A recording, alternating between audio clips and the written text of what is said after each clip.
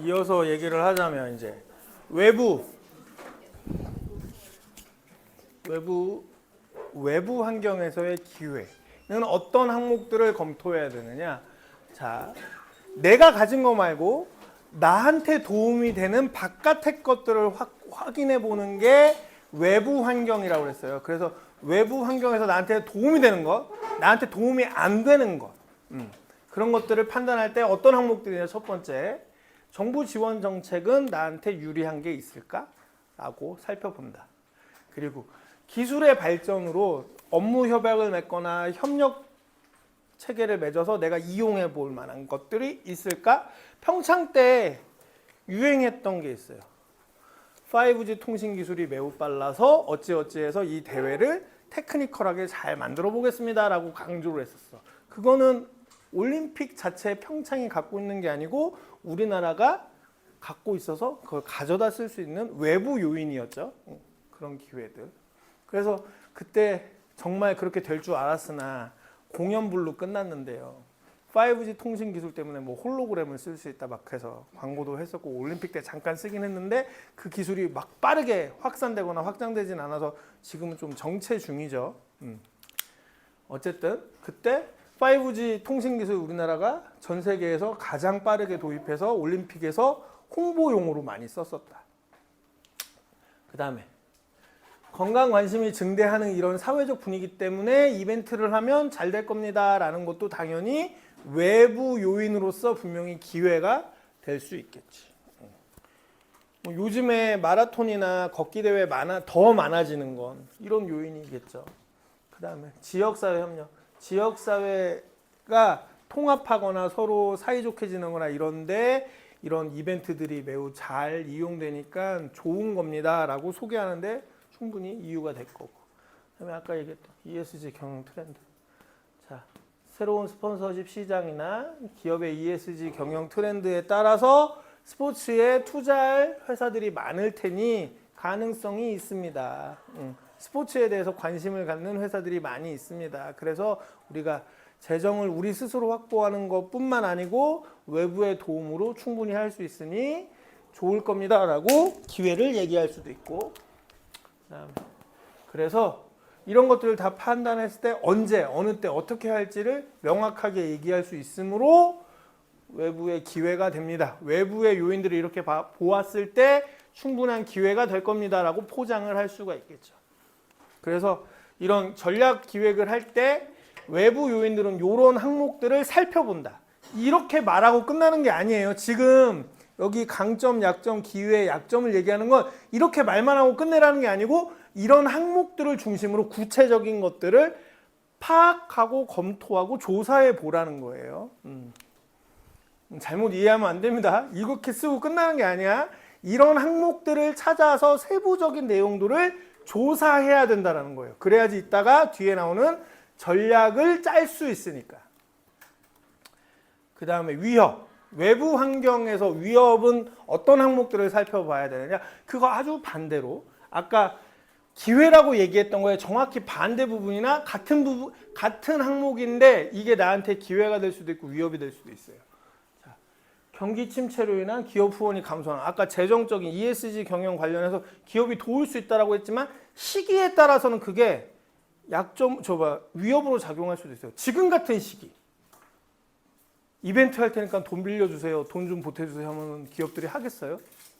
지금 같은 시기. 뉴스 많이 보죠? 요즘 같은 시기 하겠어? 안 하지. 기업이 살지 죽을지도 모르는 판에 왜 다른 데다가 돈을 스폰서해 주겠어요? 허리띠 졸라매기도 힘든데. 이런 시기가 스포츠 이벤트 하기가 제일 어려운 시기예요, 사실. 이런 시기가 오면 우리는 정말 힘들어져. 아까 여기다 간단히 썼는데 스포츠란 선생님이 매 학기 매 수업마다 항상 강조하는 얘기. 스포츠가 의무예요? 의식주예요? 아니잖아. 그리고 경기가 안 좋아지고 경제가 안 좋아지면 사람들이 제일 먼저 그만두는 게 취미생활이야. 뭐 하나라도 아껴야 되니까. 우리가 가지고 있는 직업은요, 굉장히 경제 상황에 많이 흔들립니다. 많이 흔들립니다. 그래서 그런 부분이 불확실성이 매우 큰 직업 중에 하나예요, 사실. 그래서 뭐라 그럴까? 시대의 흐름과는 좀 다르지만 체육계열 대학들도 회사에 취직을 시키려고 해요, 막. 우리는 여기서 사실 자격증 따고 지도자가 돼서 자영업으로 내 센터를 가지고 내 샵을 가지고 하는 게 훨씬 더 경제적으로 윤택하게 살 수 있어요, 사실. 실제로 선생님이 아까도 얘기했지만 중국이나 미국 출장들 다녀보면 자격증 가진 사람들이 자기 샵을 가지고 자기 센터를 가지고 있는 사람들이 훨씬 경제적으로 윤택하게 살아요. 그런 걸 하면 되게 좋아, 진짜.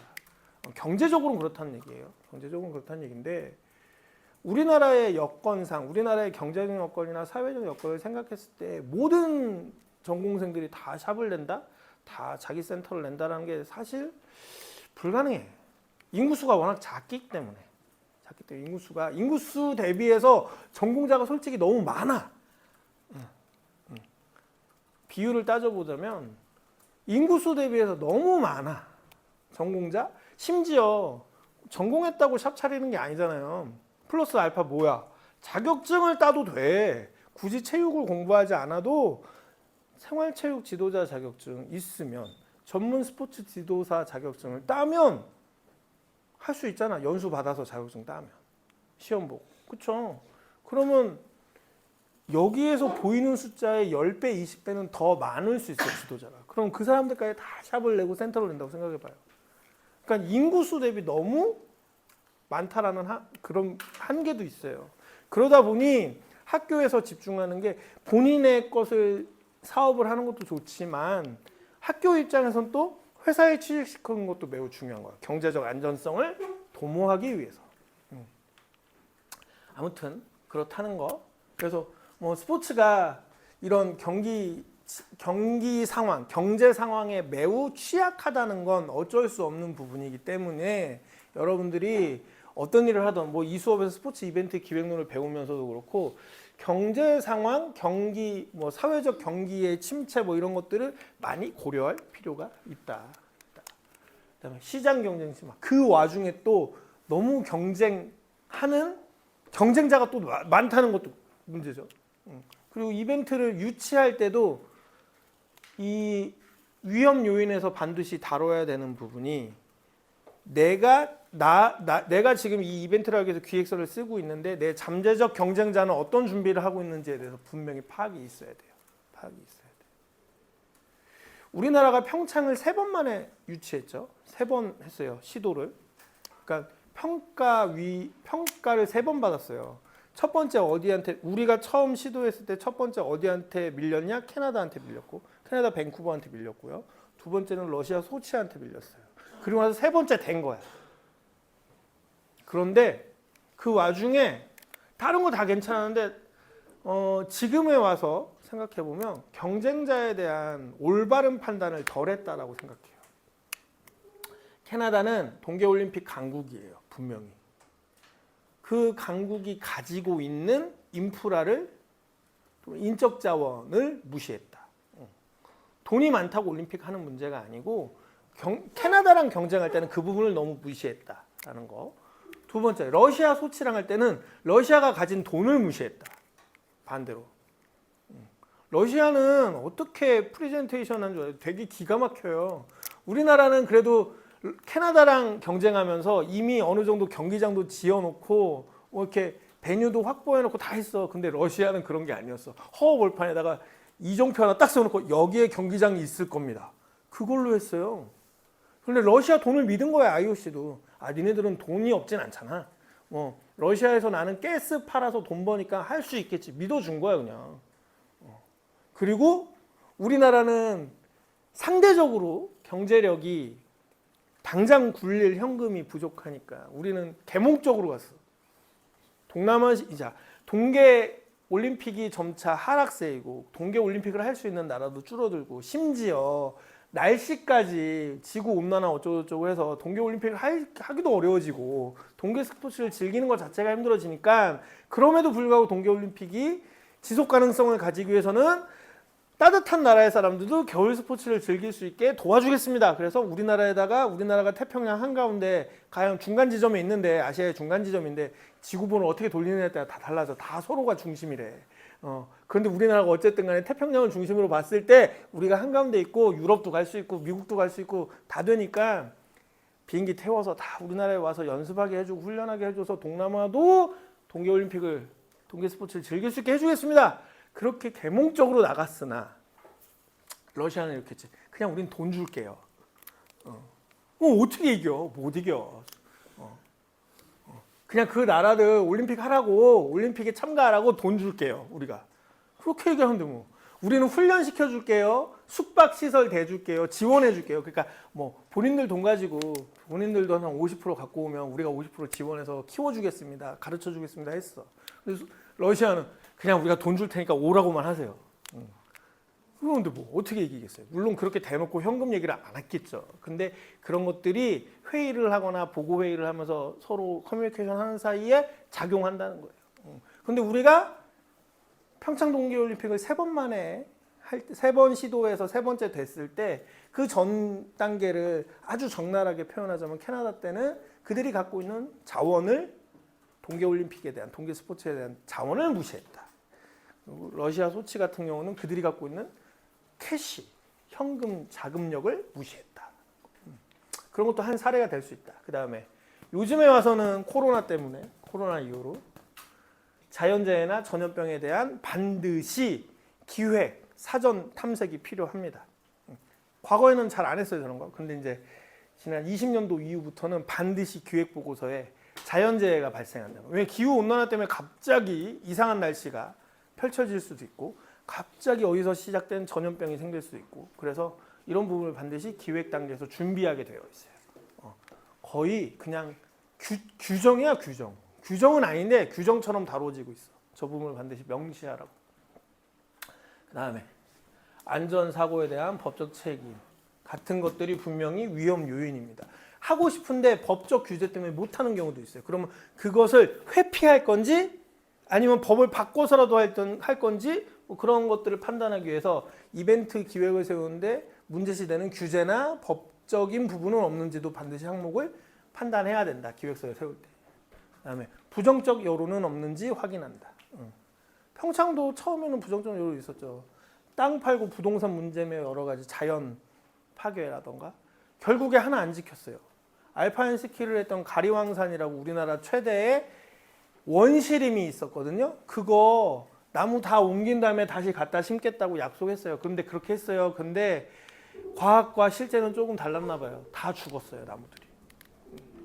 그거 다 다시 갈아엎어서 옮겨 심었던 걸 다시 갖고 와서 다시 회복한다고 원상복구하겠다고 했는데 제대로 되진 않았어. 그런 케이스도 있고요. 그 다음에 위협에서 판단해야 될 게 리스크 시나리오. 그러니까 이렇게 했을 때 문제가 생겼을 때 어떻게 해결하겠다라는 것들도 판단, 분석을 해야 된다. 그래서 이런 항목들을 중심으로 해서 실제로 여러분들끼리 이제 기획서를 짜는 사람들끼리는 이 개별 S, W, OT를 알고 있어야 되고 내가 보고하는 대상자한테는 이 부분은 안 보여주고 여기서부터만 보여주는 거예요. 여기서부터만 보여주는 거야. 스와트 분석에서. 여기서부터만 보여줍니다. 그래서 아까 얘기했던 항목들을 짜집기를 하자면 구조화 시키자면 자, SO 전략. 강점도 살리고 기회도 잘 살려보는 SO 전략은 정부 지원 사업을 유치하겠다. 정부한테 지원을 받아서 우리가 문제없게 가겠다. 그리고 그런 사업이 실제로 존재한다. 나라에. 그리고 신규 스폰서 어떻게 확보하겠다. 아까 것들을 조합한다면 이런 예가 나온다는 거예요. 그다음에 기술 기반의 콘텐츠를 개발해 보겠다. 뭐 이런 얘기도 할 수 있을 거고 지속 가능성을 위해서 여러 가지 강점과 기회를 잘 살려서 참여율이 높아지도록 만들어 보겠다라는 전략을 내세울 수도 있겠죠. 그래서 요즘 올림픽은 SNS 가지고 굉장히 잘 우리가 실제로 쓰는 SNS의 능력보다는 그 기관들이 하는 SNS가 확실히 수준이 조금 낮긴 하지만 그래도 과거에 비하면 참여율을 높이기 위해서 굉장히 신경을 많이 쓰고 있고, 그리고 이번 올림픽 보면서 참 그 선생님이 놀랬던 거 하나는 뭐냐면 대한체육회가 생각보다 SNS를 굉장히 잘 활용하고 있다라는 거. IOC도 마찬가지.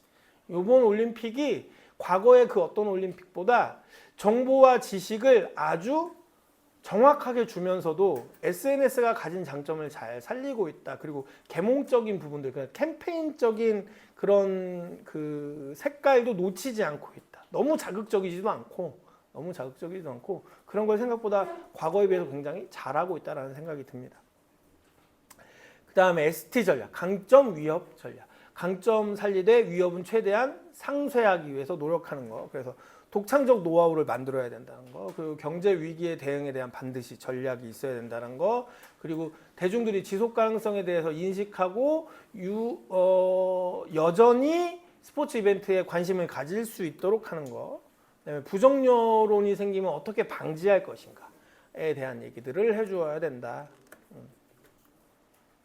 그다음에 WO 전략에서는 약점 기회 전략, 자원봉사자 교육은 어떻게 하겠다. 아까 그런 항목들을 대비하자면 자원봉사자 교육 지원 활용에 대한 이런 얘기도 나올 수 있을 것이고, 도시재생 사업 연계, 지역에서 대회를 할 경우에 그 지역이 낙후됐다 그러면 어떻게 살리겠다. 우리나라 같은 경우는 이런 용도로 많이 쓰긴 해요. 실제로. 왜? 아까 얘기했죠. 아까 정부 돈 30% 이상 3분의 1, 지역 돈 3분의 1, 그리고 수익 사업 3분의 1 해서 돈을 엮어서 이벤트를 한다고 그랬는데, 우리나라는 도시 재생을 하기 위해서 이 이벤트들을 많이 합니다. 그 지역 돈으로는 도저히 고속도로 놓고 빌딩 세우고 그 공공 인프라를 만들어내는데 시간이 너무 오래 걸려. 지역 돈 가지고. 인구수가 적은 만큼 세금도 적게 모이니까. 그래서 중앙정부 돈을 갖다가 하면 좋겠는데 명분이 없어. 명분이. 그러니까 지자체들이 이런 국제 스포츠 이벤트를 열려고 해요. 그러면 어쨌든 간에 핑계 삼아서 정부 돈 30%를 끌어올 수 있죠. 그럼 그거 가지고 명분 삼아서 고속도로 놓고 공공 인프라를 확보하면 거기에 민간 사업자들 인프라가 있으니까 이제 사람들이 유동인구가 생기겠네. 그러니 민간 사업자들이 거기다가 아파트 짓고 상가 짓고 한단 말이에요. 공단 짓고. 근데 기본 인프라가 없으면 민간 사업자들이 들어올 수가 없어. 그러니까 공공 인프라를 만드는데 스포츠 이벤트를 이 명분으로 많이 사용한다고요. 그래서 여러분들 어렸을 때지만 기억도 없을 거고 알고 싶지도 않고 알 필요도 없지만 지금 또 인천이 다시 하겠다고 하고는 있지만 F1 그랑프리가 10년도, 11년도, 12년도, 13년도 이렇게 했단 말이에요. 전남 영암에서 왜 했겠어? 그 호남 지역이요, 우리나라에서 충청도와 함께 국제 스포츠 이벤트를 제대로 하지 못한 지역 중에 하나예요. 근데 전남은 더 낙후됐어.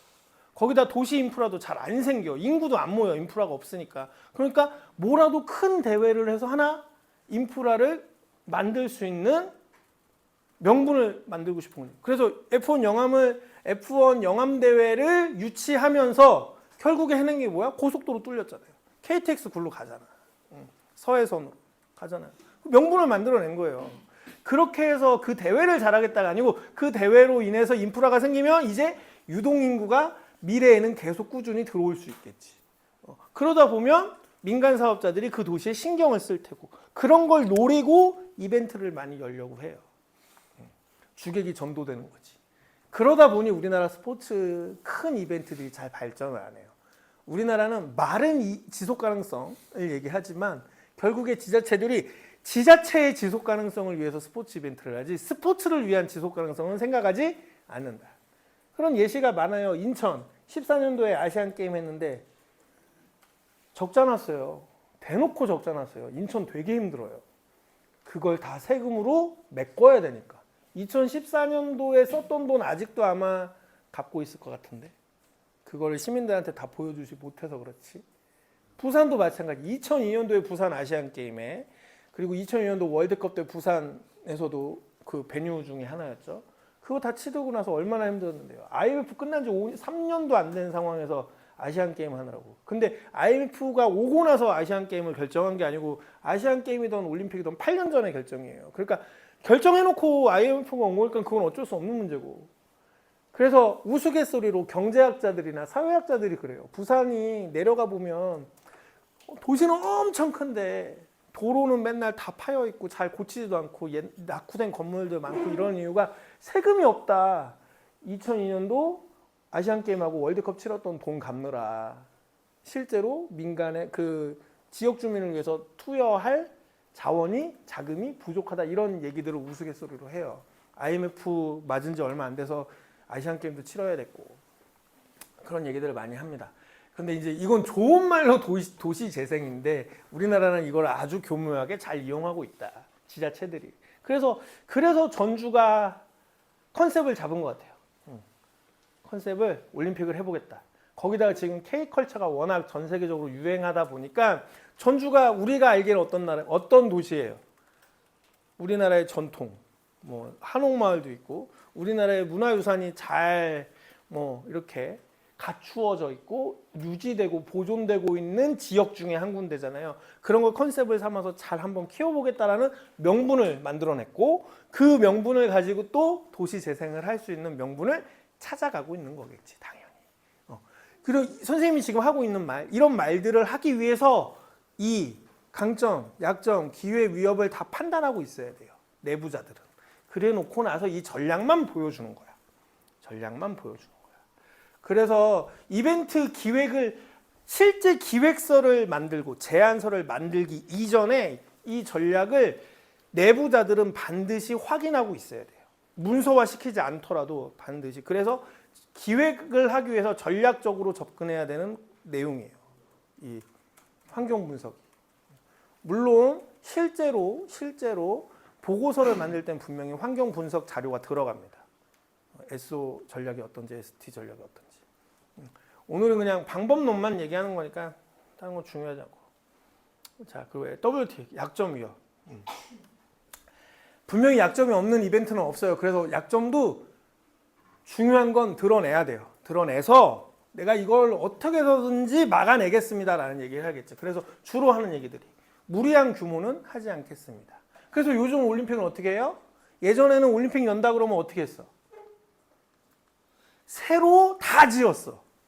새로 다 지었어요. 근데 지금은 그렇게 안 하지. 이번에 이탈리아, 응?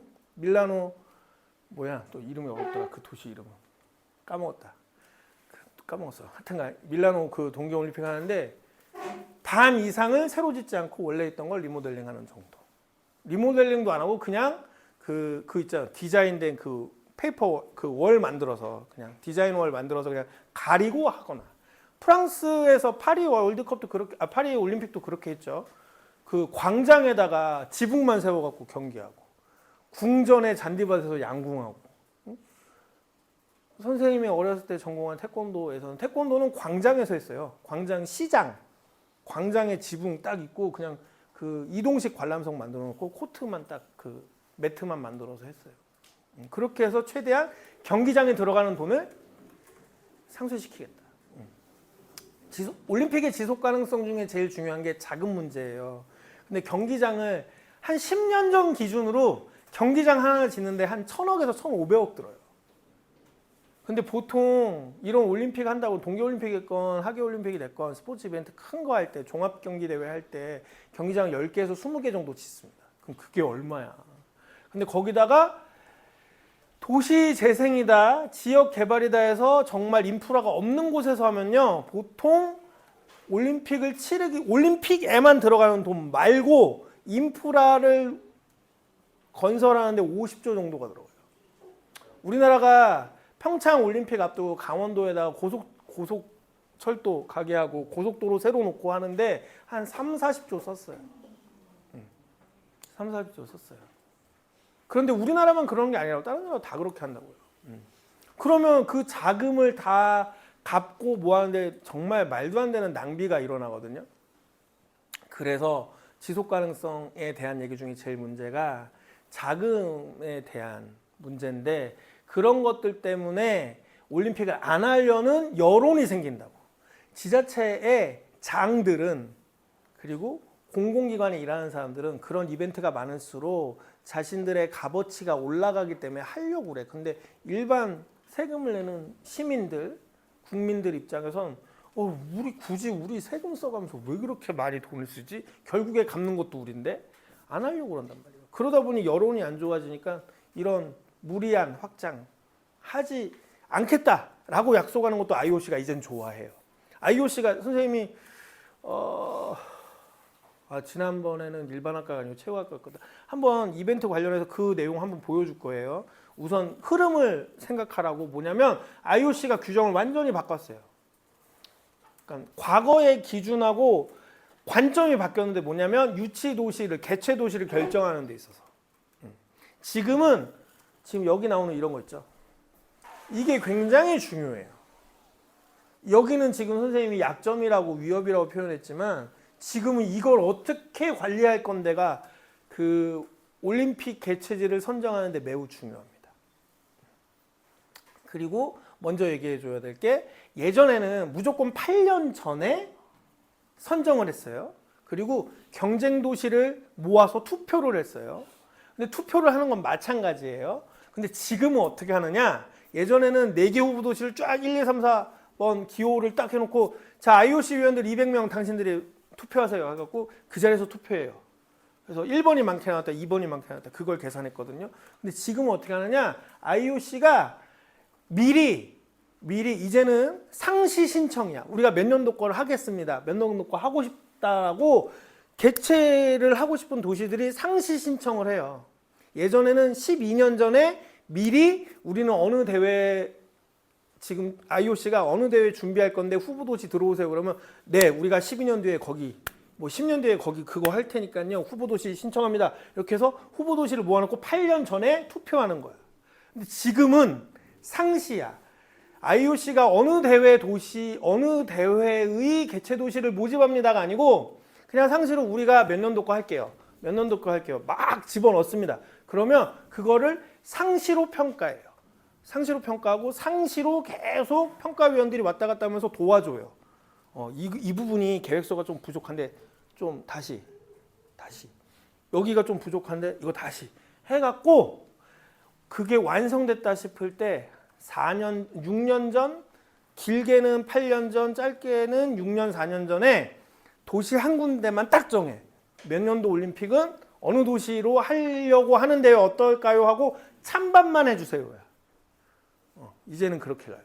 지금 완전히 이제 게임이 바뀌었습니다. 그러니까 전주 같은 도시들도 지금은 인프라가 부족하지만 도전할 수 있는 거예요. 앞으로 몇 년 동안 우리가 무슨 인프라를 만들 거고 어떻게 돈을 마련할 거고 어떻게 할 겁니다. 그거를 미리 보여줘. 미리 다 보여주고 그 평가위원들이 와서 여기는 지금 이렇게 하면 좀 부족해요. 이거 디벨롭 하세요. 한 다음에 자 전주가 이거 대회 한다는데요. 찬반해 주세요. 이거예요. 지금 바뀌었어요. 그 부분은 명확하게 선생님이 따로 또 수업을 할 겁니다. 자 그래서 지금은 예전에는 이런 걸 잘 안 보여주려고 했어요. 이 전략이 있어도 이 부분은 너무 약점이니까 이거는 그리고 전략을 짜더라도 실패할 가능성이 높거든 이 부분은. 그러니까 안 보여주려고 했는데 요즘은 이거를 대대적으로 알려줘야 돼요. 이거 정말로 우리가 상식시킬 수 있다, 바꿀 수 있다, 혁신할 수 있다 명확하게 보여주는 게 더 중요하다. 더 중요하다. 요즘은 그렇게 보고서를 만드는 방식이 바뀌고 있습니다. 그래서 이런 전략들을 짠 다음에 그 다음 할 일. 그래서 그걸 다 합쳐서 통합해서 이벤트 컨셉을 잡습니다. 이벤트 컨셉을 그래서 핵심 가치, 이미지 그런 것들을 생각할 때 이벤트 컨셉을 설정할 때 생각해야 되는 항목이나 요소들이 첫 번째 핵심 가치가 무엇인가. 그래서 전달하고 싶은 이미지는 무엇인가. 그래서 그 이미지를 결정하는 데 있어서 특출난 테마나 매력적인 부분이 무엇인지 찾아내야 될 거고요. 그리고 일관되게 메시지를 전달하고 싶은 게 무엇인지 우리 대회를 통해서 우리가 하는 대회를 통해서 어떤 메시지를 관중들한테 주고 싶은데 대중들한테 주고 싶은지 이런 항목도 고려해야 되고 그리고 이런 것들을 짰을 때 비주얼적으로 명칭, 로고, 엠블렘, 색상 이게 다 일치해야 된다. 그래서 로고들 보면은 가장 먼저 하는 게 뭐예요? 어떤 국가에서 한다 그러면 그 나라의 국기랑 연결시키고 그 나라의 역사적 전통이 뭔가 뛰어난 게 있으면 그거랑 연결시켜서 상상하기 좋고 생각하기 좋게 빨리 떠올리기 좋게 만들죠. 그런 것들. 시각적 요소와도 반드시 컨셉은 일치해야 된다. 그리고 이걸 생각할 수밖에 없다. 그리고 잊지 못할 경험 설계. 그리고 이 잊지 못할 경험 같은 경우는 우리가 말로 풀어서 써서 그런데 이제 매력적인 그런 것들을 찾아내라는 건데 이번 이탈리아 동계올림픽 같은 경우는 이탈리아의 전통적인 요소랑 이탈리아의 자연환경하고 합쳐서 우리는 중계가 그렇게 되는 바람에 그 올림픽 내용을 너무 못 봤어요. 사실 너무 못 봤는데 실제로 그 올림픽에서는 이탈리아의 문화, 자연 등등을 설명하는 프로그램도 굉장히 많았고요. 우리가 잘 못 봤을 뿐이야. 그런 걸 통해서 올림픽으로 끝나지 않고 이 올림픽을 기점으로 해서 다시 이탈리아에 관광객이 넘쳐나도록 만들겠다. 정부 입장에서는 그래야지 돈 버는 거니까 그렇게 할 수 있죠. 그럼에도 불구하고 또 여론은 요즘 그런 거 있잖아요. 관광 오지 마라. 이 지역의 지속 가능성은 사람들이 온다고 지속 가능성이 늘어나는 게 아니고 우리가 잘 보존하는 게 우선이다라는 취지에서 관광 오지 마라, 귀찮다 그러는 경우 있잖아요. 그런 것도 반대로 또 일어나기도 하고요. 근데 이번에도 관광객들한테 패키지 프로그램이나 이런 것들을 굉장히 잘 만들어서 운영을 했다라고 알려져 있습니다. 자, 그래서 이런 전략을 세울 때 목표 수립의 핵심 원칙. 자, 컨셉을 실현하기 위한 구체적인 지향점을 마련한다.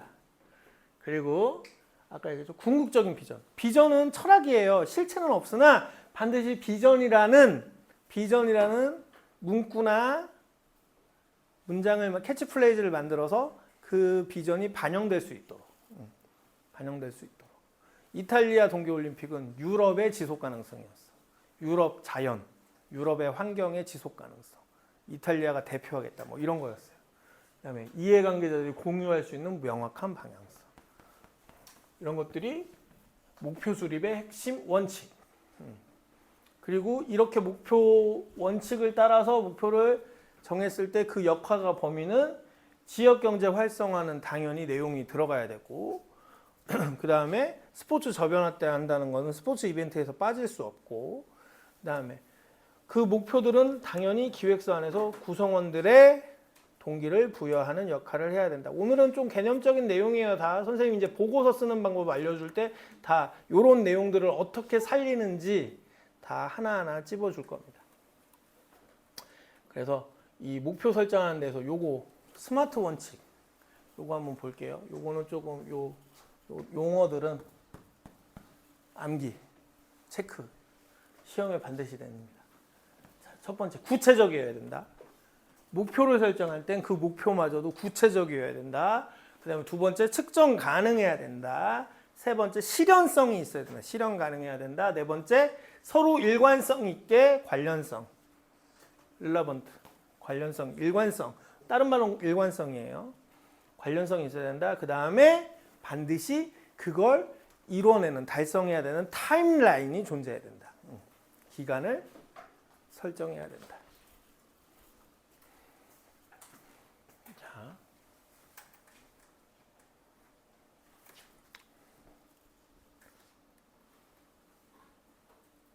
자, 두 번째는 자, 그렇게 했을 때 내용적으로는 아까 그런 원칙이 있다면 그 내용을 지키기 위해서 어떤 방식으로 표현하느냐, 그냥 참가자 증대, 만족도 향상 이런 말로 쓰지 말고 구체적으로 쓰라는 거예요. 구체적으로. 예를 들자면 참가자를 얼마나 증가시킨다, 만족도 어떻게 한다, 그리고 스폰서 매출은 수익 창출, 그냥 수익 창출이라고 쓰지 말고 어떻게 한다라고 명확하게 제시를 해 주어야 된다.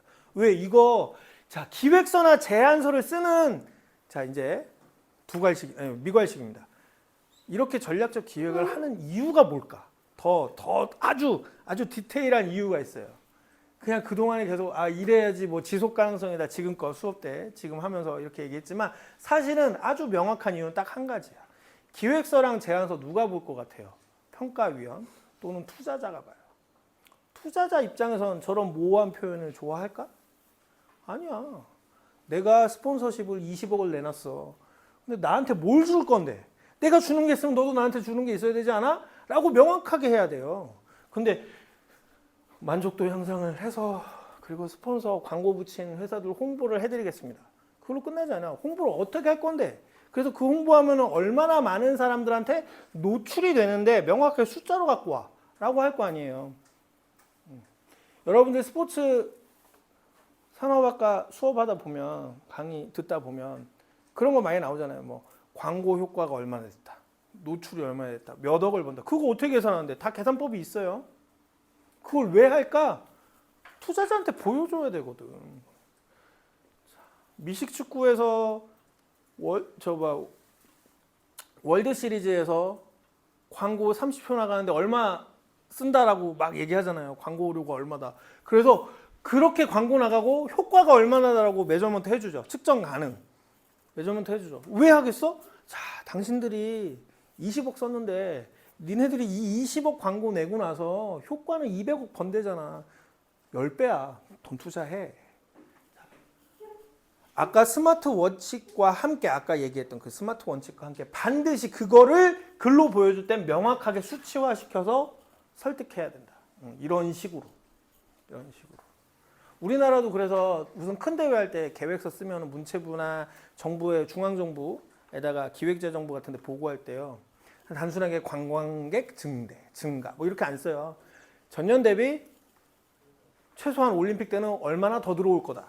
그래서 도로를 얼마 주고 건설했는데 이 도로 건설 비용 충분히 상쇄시킬 수 있다라고 다 표현을 써요.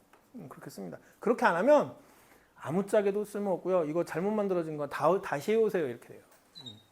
그런 것들을 IOC가 이제 방법을 바꿔서 다 가르쳐 준다고. 왜? 지역 도시가 올림픽을 하기 위해서는 지역 도시만의 찬성반대로 끝나지 않아요. 반드시 중앙정부의 허락을 받아야 돼요. 여러 가지가 이유가 있어요. 반드시 중앙정부 허락을 받아야 되는데 IOC 입장에선 밀라노 너네 믿고 있어. 잘하자 했는데 이탈리아 정부에서 하지 마. 그러면 안 되잖아. 그러니까 그런 부분들도 IOC가 나서서 도와준다고. 자, 이렇게 쓰지 마세요. 이렇게 쓰세요.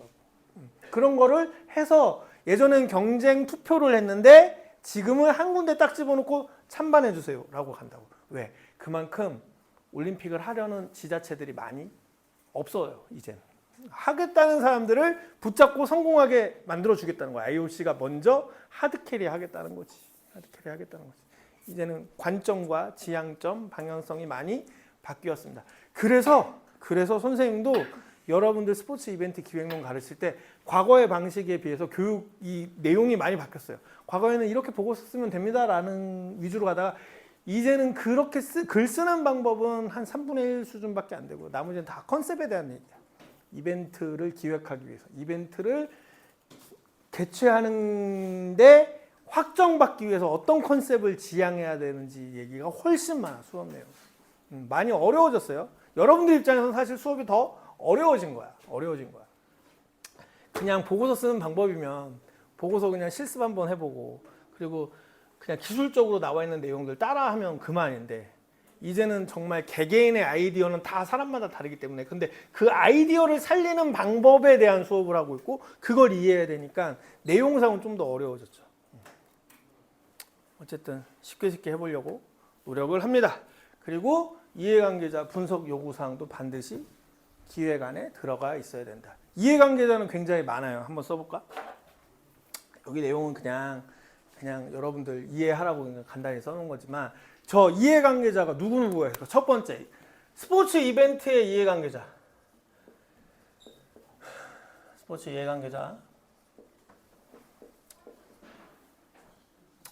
자, 첫 번째, 당연히 선수, 지도자, 그리고 관련 연맹의 행정가.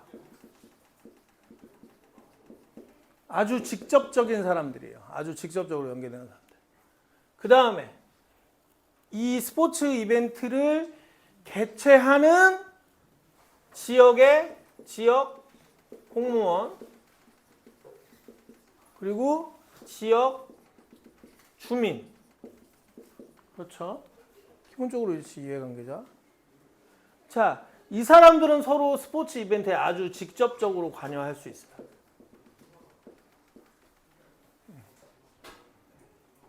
그리고 그 다음에 투자자, 스폰서, 그쵸? 또 이렇게 있고, 그 다음에 관람객, 다른 도시에서 온 관람객, 다른 나라에서 온 관람객, 그 다음에 기자 등 미디어 관계자죠. 그 다음에 또 뭐 있을까? 여기 말고 또 스포츠 이벤트에 관계되는 사람들이 또 뭐가 있을까요?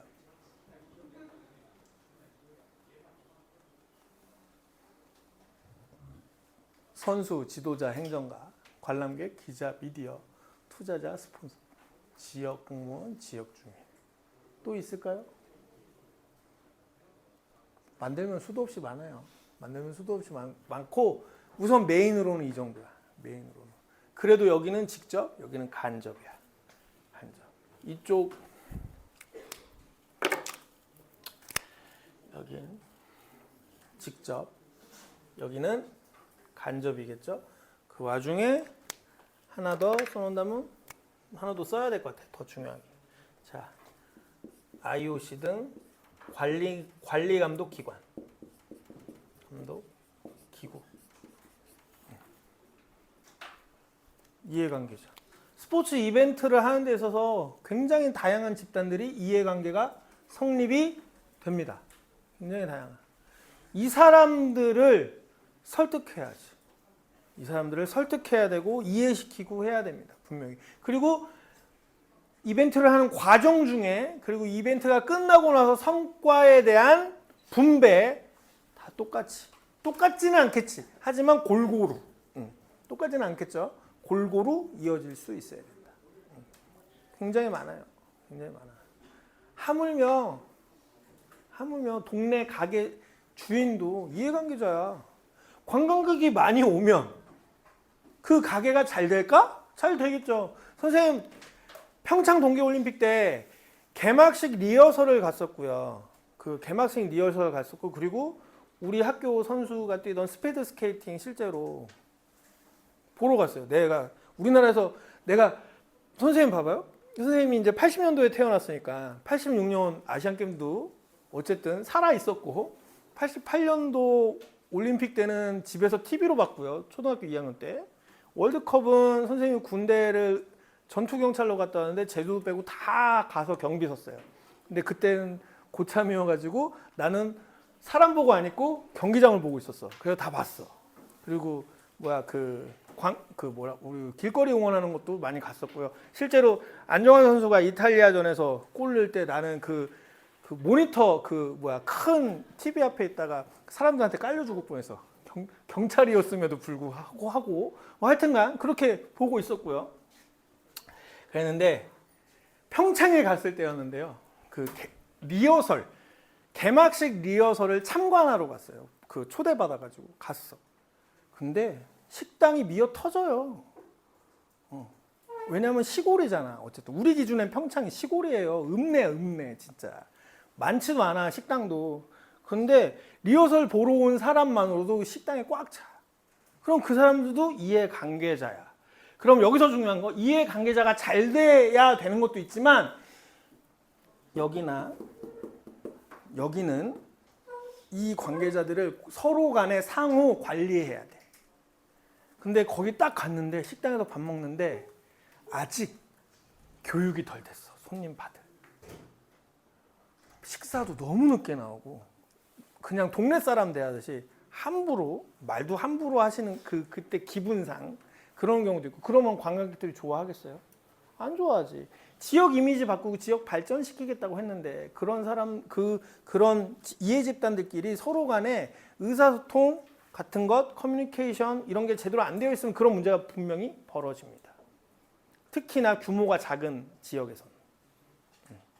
서울처럼 뭐 큰 호텔, 큰 식당, 그리고 뭔가 그 시스템화된 곳, 그런 곳이 아니잖아. 그냥 진짜 말 그대로 할머니 할아버지가, 선생님은 당연히 뭐 그럴 거라고 생각하는데 그 SNS에 유명했던 울릉도 사건도요, 사실 그런 문제 중에 하나라고 봐. 교육이 안 됐거나, 그리고 관광객을 그냥 단순하게 장사하는 관계가 아닌, 내가 관광객을 받아야 되는 이 지역사회의 일원으로서 어떤 시스템을 갖추어야 되는지에 대한 그런 것들이 의사소통이 제대로 커뮤니케이션이 안 되어 있으니까 그거는 뭐 그런 문제 중에 하나일 거라고 봐요. 근데 분명히 스포츠 이벤트를 할 때 그런 문제가 생기거든요. 가게 하나, 구멍가게 하는 사람까지 그 베뉴에 속한 사람이라면 분명히 이해관계자가 됩니다. 근데 우선은 크게는 요 정도라는 거고, 진짜 그 지역에 단 한 개라도 경제적으로 사회적으로 연결된 사람은 모두 다가 이해관계자가 될 수 있다.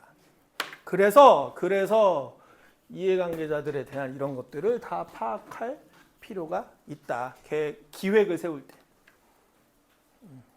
이건 넘어가고요. 이 타당성하고 이 부분은 다음 수업하고 연계해서 좀 더 구체적으로 할 겁니다. 자, 오늘은 여기까지 합니다. 이상 끝. 네.